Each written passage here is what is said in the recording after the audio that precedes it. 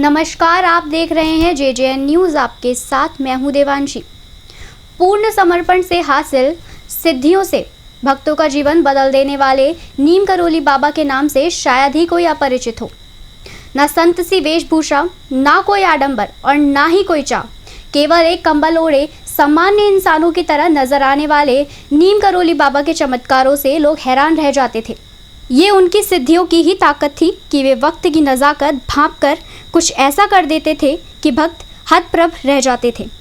वह जहाँ नहीं होते थे वहाँ भी होते थे और अपने भक्तों का यूं ध्यान रखते थे जैसे वो उनकी ही जिम्मेदारी हो, लेकिन सरलता ऐसी कि अपने पैर तक ना छूने देते थे।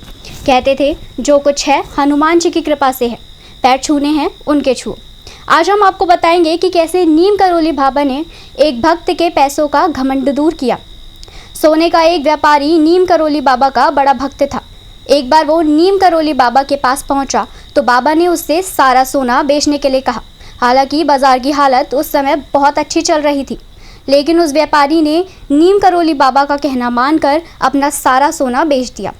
आपको बता दें, जैसे ही व्यापारी ने बाबा का कहना माना, उसके कुछ दिनों बाद ही उसने देखा कि उसके सामने सोने के दाम धड़ाम से गिर गए। ये देख व्यापारी की आंखों से आंसू निकल आए। वो नीम करौली बाबा की इस चमत्कारी दृष्टि का मुरीद बन चुका था। उस व्यापारी का भारी नुकसान होने से तो बचा ही था, साथ ही उसे ज़बरदस्त मुनाफा भी हुआ था। अगली बार जब वो नीम करौली बाबा से मिलने कैची धाम आश्रम पहुंचा तो उसने बाबा को 2000 रुपये भेंट करने चाहे। नीम करौली बाबा भक्त के दान की मंशा को पहचान गए और उन्होंने रुपए लेने से साफ इनकार कर दिया। व्यापारी के लाख आग्रह करने पर भी उन्होंने उससे वो पैसे नहीं लिए।